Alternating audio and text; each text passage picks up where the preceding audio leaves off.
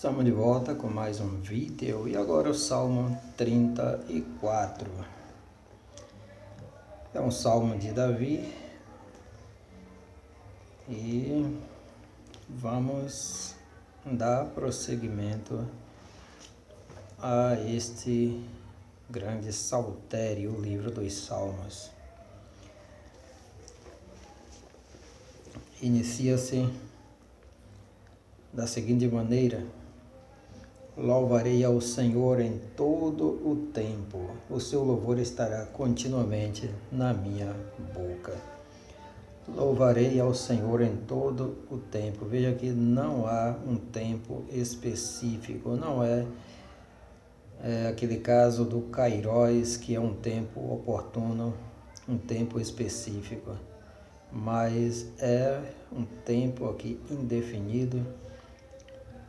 Isso significando todo e qualquer tempo, toda e qualquer situação. Louvarei ao Senhor, e seu louvor estará continuamente na minha boca. A minha alma se gloriará no Senhor. Algumas pessoas gloriam-se de si mesmo, mas o salmista diz que a sua alma se gloriará no Senhor, os mansos o ouvirão e se alegrarão. Engrandecerei ao Senhor comigo e juntos exaltemos. Engrandecei o Senhor comigo e juntos exaltemos o seu nome.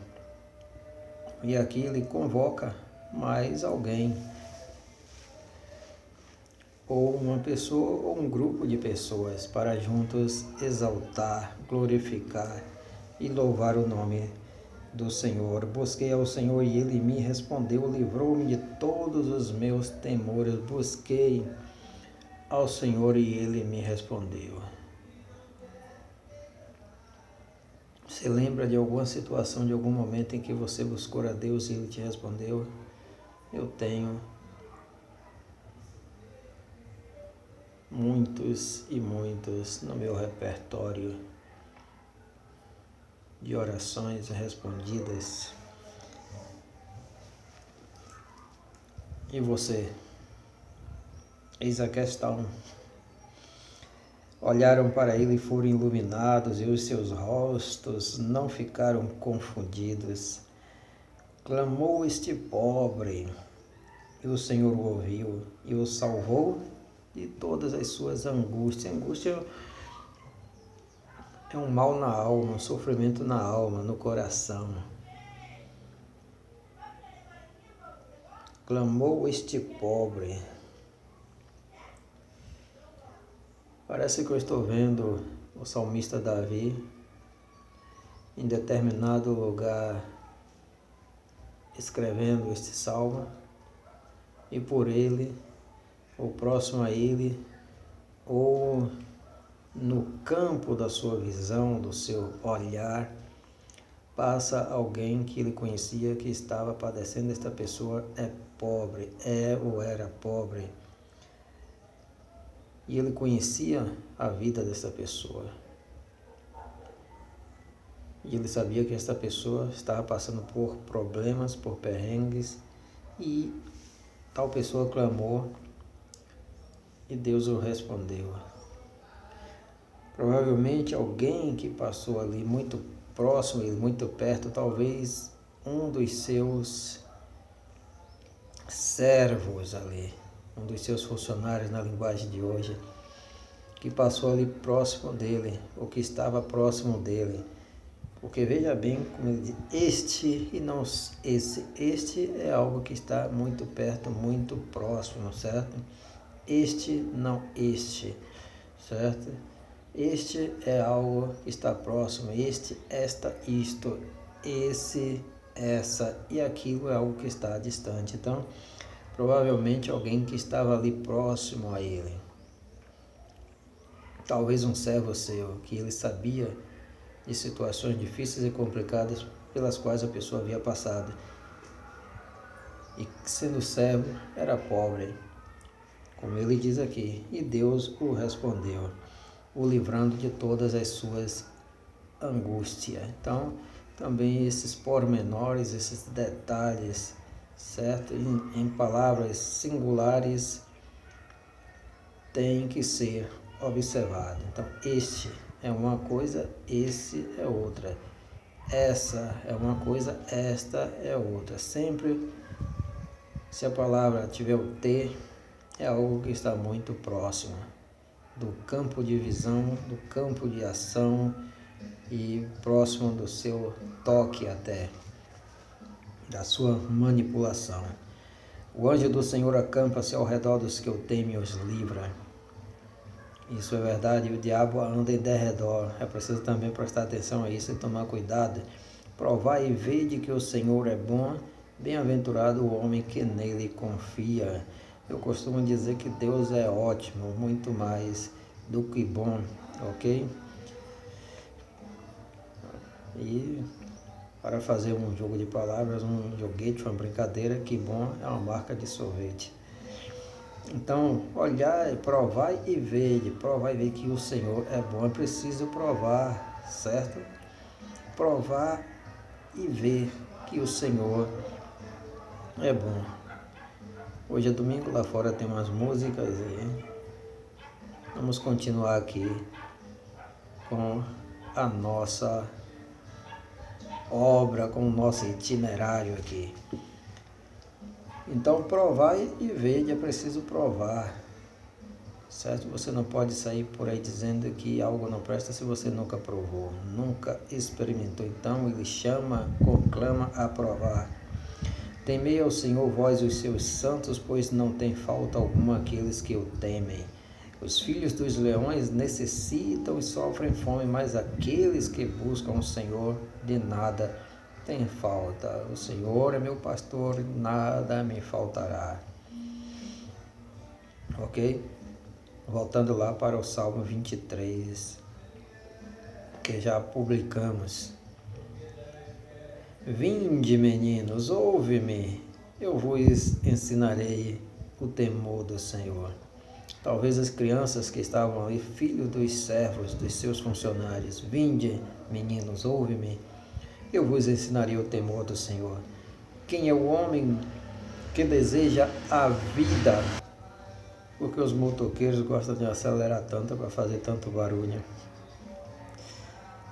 Quem é o homem que deseja a vida, que quer largos dias para ver o bem? Guarda a tua língua do mal e os teus lábios de falarem enganosamente. Ok?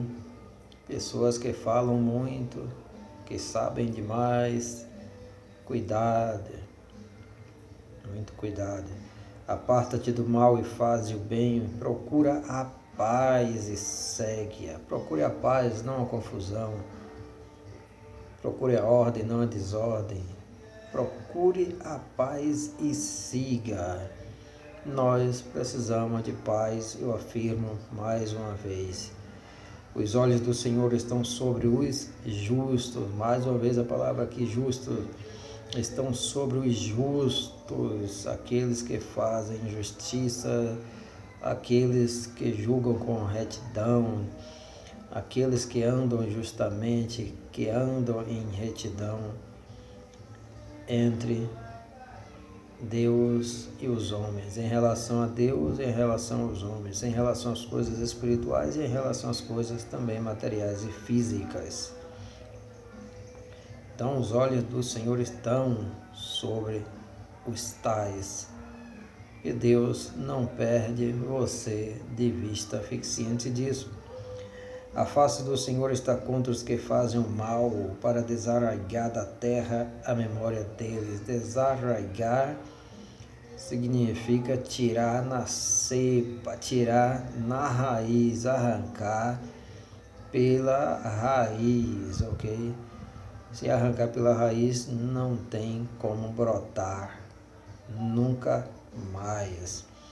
Os justos clamam e o Senhor os ouve e os livra de todas as suas angústias. Quem que clama? Os justos, ok? Perto está o Senhor dos que têm o coração quebrantado e salva os contritos de espírito, aqueles que não tenha a dura serviço, não tenha o coração duro, endurecido, certo? Os que têm um coração quebrantado, que se quebra, que se derrama, certo? Que se derrama diante de situações lamentáveis, tristes, diante de desgraças, se derramam diante do Senhor, se quebra, se humilha também, certo? Vamos ver mais. E os livra de todas as suas angústias, foi o versículo 17. O 18, perto está o Senhor dos que têm um coração quebrantado, acabamos de falar, e salva os contritos de espírito, e não aqueles que são duros, arrogantes, altivos. Muitas são as aflições dos justos, mas o Senhor o livra de todas. E quem é que o Senhor livra de todas as aflições? O justo. Ele lhe guarda todos os seus ossos, nem sequer um deles se quebra. Mais uma vez aqui vemos um messianismo, certo?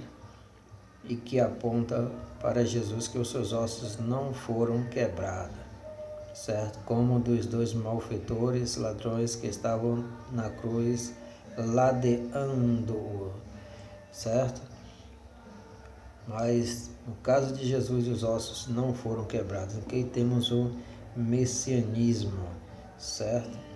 E mais uma vez eu digo que com toda certeza o grande rei Davi não tinha consciência do que estava falando, escrevendo sobre o Messias, mas o Espírito de Deus o dirigia de tal forma, maravilhosamente, por esse caminho, certo? E enquanto ele pensava que estava escrevendo somente sobre um simples justo, uma pessoa humana, o Espírito o dirigia para falar a respeito do grande Rei do Universo, Rei dos Reis e Senhor dos Senhores, que morreria na cruz mais tarde, certo? 1 milênio mais tarde. E vamos aqui. A malícia matará o ímpio, e os que aborrecem o justo serão punidos. A malícia, homens maliciosos, mulheres maliciosas, cuidado. O Senhor resgata a alma dos seus servos, e nenhum dos que nele confiam será condenado. Guardar a alma, veja a importância disso, a alma, certo? Guardar a alma, essa coisa tão importante que nós temos, certo? A pior doença é a da alma, o maior livramento é o livramento da alma. Então, o Senhor resgata a alma dos seus servos. Se você é servo de Deus, Ele tem muito cuidado da sua alma, da sua vida, certo? E nenhum dos que nele confiam nenhum dos que nele confiam será condenado. E aqui termina o Salmo de número 34. Valeu, obrigado, tchau, bye.